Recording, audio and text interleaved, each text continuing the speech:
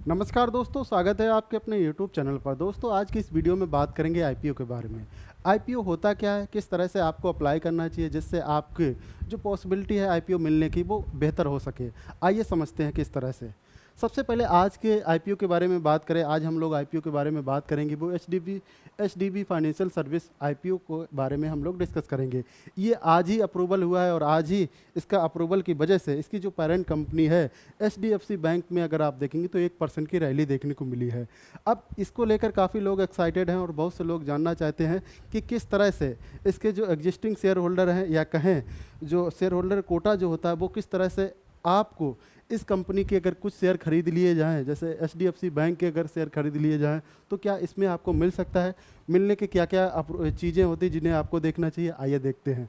तो सबसे पहले अगर एचडीएफसी की बात करें तो एचडीएफसी बैंक से ही ये कहीं ना कहीं एक सब्सिडरी कंपनी है एचडीबी फाइनेंशियल सर्विसेज।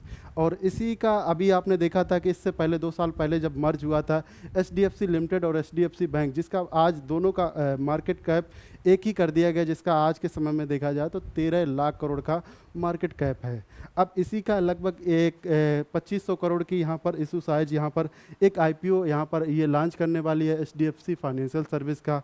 और जिस वजह से एक्साइटमेंट इतना बढ़ गया है कि एचडीएफसी बैंक में लगातार आपको रैली देखने को मिल रही है और कह सकते हैं कि कहीं ना कहीं सबसे ज़्यादा वेटेज एचडीएफसी बैंक का है। और इसी वजह से मार्केट में आपको जो निफ्टी 50 और सेंसेक्स में दोनों में आपको अच्छी रैली देखने को मिल रही है। जाहिर सी बात, एचडीएफसी भी लगातार आपको हाई ऑन हाई पर एक वीक से आपको हाई पर ट्रेड कर रही है।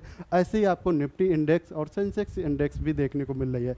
अगर आप एचडीएफसी बैंक को ही देखेंगे तो 6 महीने में 36% के करीब रिटर्न्स दिए होंगे। और पिछले 5 दिनों से देखा जाए तो जब से ये न्यूज़ आई है लगातार आपको मोमेंटम देखने को मिला है। अब आईपीओ के बारे में समझते हैं। आईपीओ 2024 के अंदर देखा जाए तो बहुत सारे आईपीओ आए हैं, जिनमें अगर आप टोटल नंबर आप काउंट करेंगे तो 2024 के अंदर 260 से भी ज़्यादा आईपीओ आ चुके हैं। सितंबर के महीने में ही आप देखेंगे तो हर रोज़ 2-3 आईपीओ आपको क्लोज होते हुए देखने को मिल रहे हैं, क्योंकि आईपीओ को लेकर लोगों का एक्साइटमेंट ज़्यादा बढ़ा है, जिस वजह से हर आईपीओ आपको ओवर सब्सक्राइब देखने को मिल रहा है। और इस वजह से बहुत सारे आईपीओ आपको अच्छी लिस्टिंग के साथ देखने को मिल रहे हैं। ऐसे आईपीओ आपको देखने को मिलेंगे जिन्होंने एक जो लिस्टिंग डे के अंदर ही आपको 120% की लिस्टिंग दिखाई, 200% की लिस्टिंग दिखाई। और कुछ ऐसे भी आईपीओ रहे जो काफ़ी सुपर फ्लॉप भी साबित हुए। जैसे आपको सुपर फ्लॉप की बात करें, एमबी के एग्रो फूड करके एक आईपीओ था जिसमें 30% की डिस्काउंट लिस्टिंग हुई थी। ऐसे ही अगर आप पास्ट में देखेंगे तो 2021 के अंदर जोमेटो का आया था, उसमें भी आपको डिस्काउंट की लिस्टिंग देखने को मिली थी। ऐसे ही 22 के अंदर देखेंगे तो एक आईपीओ आया था, बहुत बड़ा आईपीओ आया था पेटीएम का, उसमें भी बहुत बड़ी डिस्काउंट लिस्टिंग हुई। तो ऐसा नहीं होता है कि हर आईपीओ आपको अप्लाई करना होता है और हर आईपीओ आपको तगड़ी लिस्टिंग 100% की लिस्टिंग या 150% की लिस्टिंग 30% की लिस्टिंग दिखाए, ऐसा नहीं होता है। जनरली देखा जाए तो जो एसएमई कैटेगरी की जो स्मॉल मीडियम एंटरप्राइज जो छोटे साइज की कंपनियां होती हैं, जिन्हें फ़ंड की रिक्वायरमेंट कम होती है, लिक्विडिटी जिनमें कम होती है, जो कम लॉट साइज के शेयर होते हैं, उनमें आपको ज़्यादातर अच्छी रैली देखने को मिली है।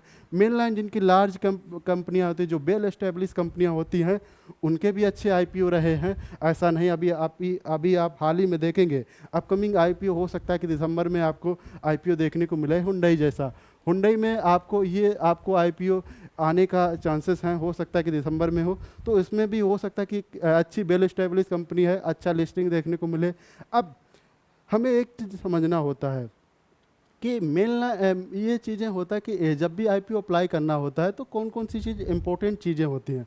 सबसे पहले आपको जब भी यहाँ पर देखना होगा कि जब आईपीओ आता है, अनाउंसमेंट होता है कि ये फला कंपनी का आईपीओ आने वाला है, तो उस कंपनी का यहाँ पर इन्वेस्टर कोटा किस तरह से देखने को मिलेगा, यानी आईपीओ अप्लाई करने के लिए इन्वेस्टर क्या क्या कोटा देखने को मिलेगा। जैसे हम यही मान लेते हैं कि एचडीबी बैंक ही है, एचडीबी बैंक फाइनेंशियल का ही आप कोटा किस तरह से हो सकता है। जैसे यहाँ पर आप देखेंगे तो QIB, इसमें क्या होता है कि म्यूचुअल फंड और जो एसेट मैनेजमेंट जो कंपनियाँ होती हैं, उनका कोटा 50%, यानी 50% हिस्सा इन्हीं को मिलता है अलॉटमेंट। अब इसका 2500 करोड़ रुपए का ये आईपीओ साइज आने वाला है, तो 2500 करोड़ में ये इसका 50% आप मानकर चलिए कि 1250 करोड़ यहाँ पर इनको जो कोटा मिलेगा वो QIB यानी म्यूचुअल फंड और एसेट मैनेजमेंट कंपनी मैनेज करने वाली कंपनियों को मिलेगा। फिर उसके बाद 15% हाई नेटवर्थ जो 2 लाख से ज़्यादा जो IP 2 लाख से ज़्यादा जिनका वो जो रिक्वायरमेंट होती है, 2 लाख रुपए से ज़्यादा जो पैसे लगते हैं उन्हें HNI बोला जाता है, जिनमें 15% उन्हें मिलता है।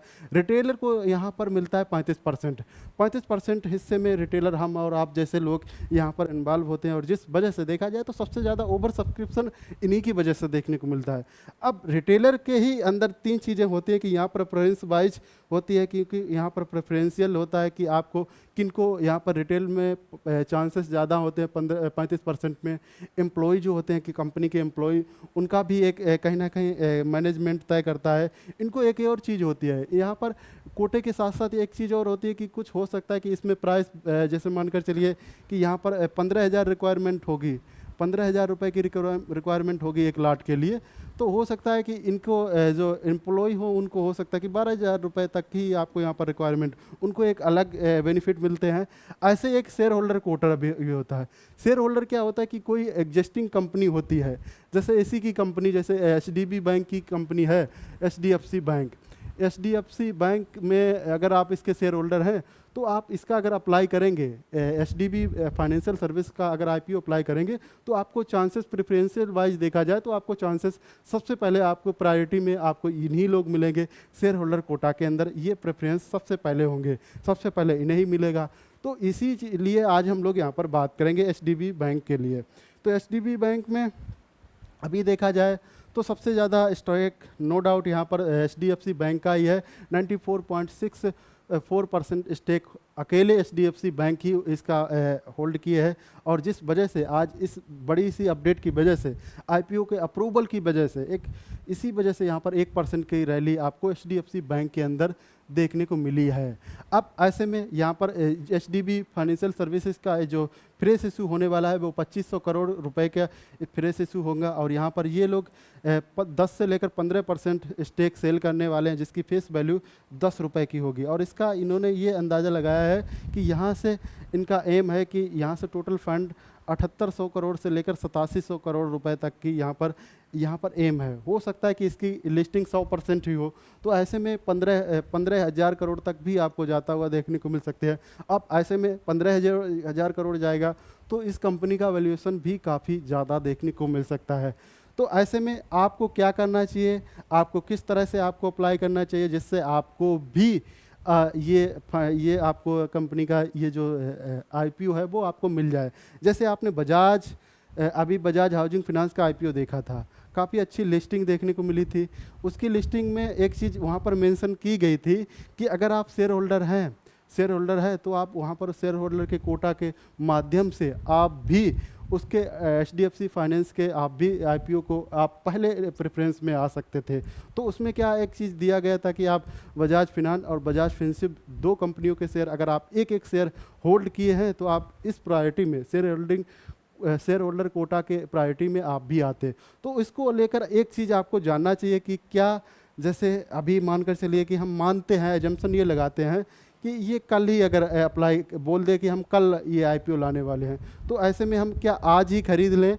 आज अगर हम HDFC बैंक का शेयर खरीद लें तो क्या हमें शेयर होल्डर कोटा मिलेगा? ऐसा नहीं है, क्योंकि ऐसे आने से ऐसा नहीं होता है, क्योंकि इससे उनके पास पूरा डेटा नहीं होगा कंपनी के पास IPO अलॉटमेंट को लेकर, ना ही कोई।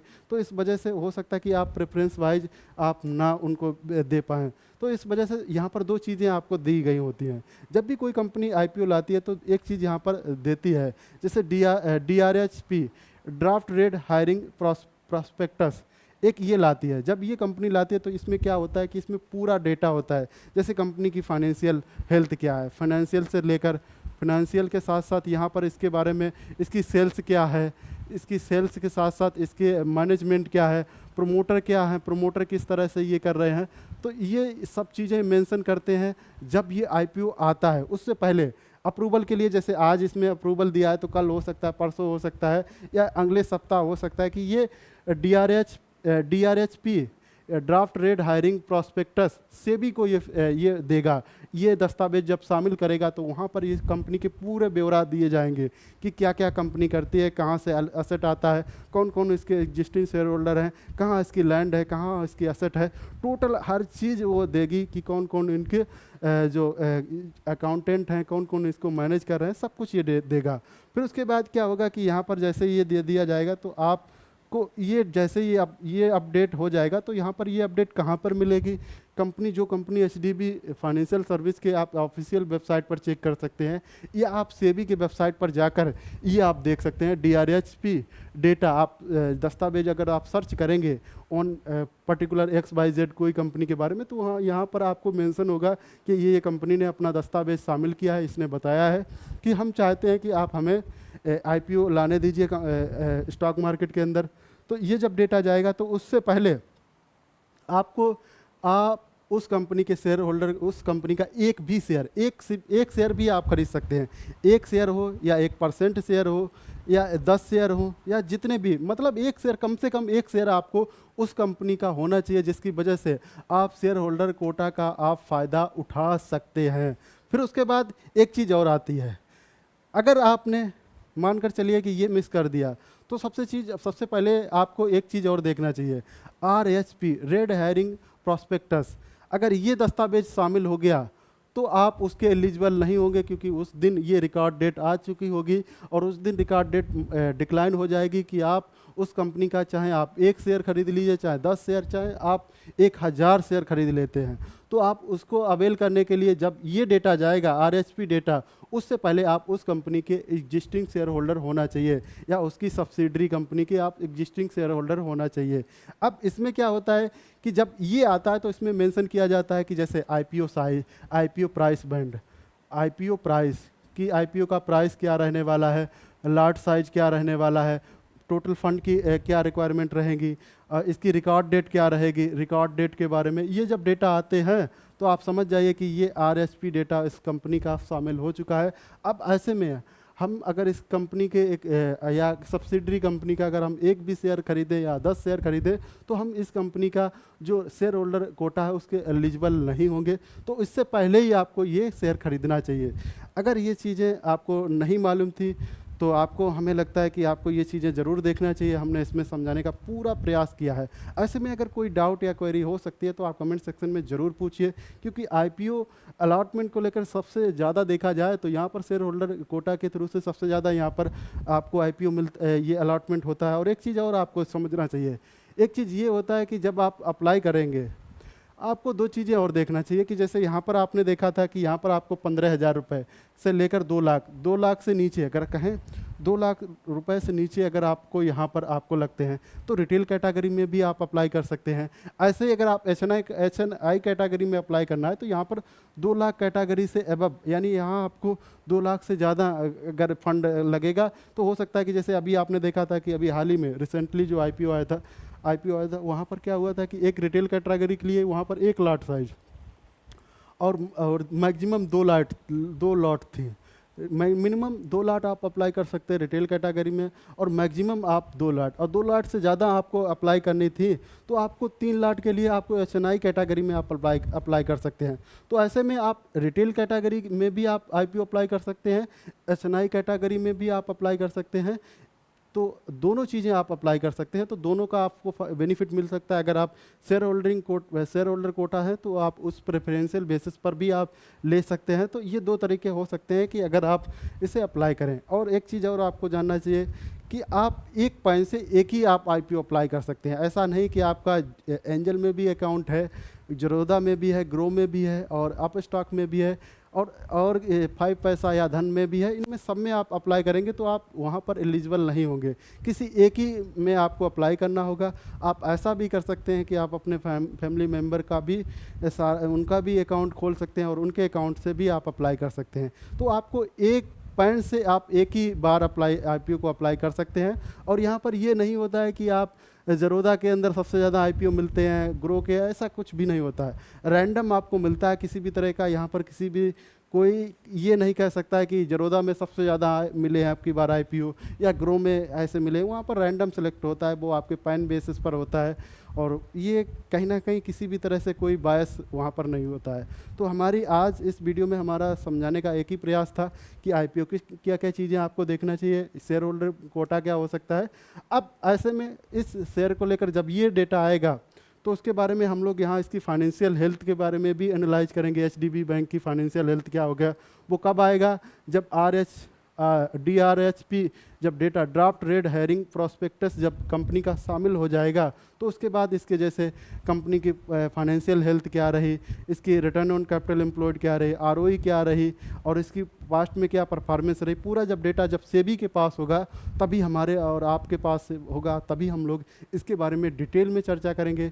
मिलते हैं अगले वीडियो में। Thank you for watching, have a nice day.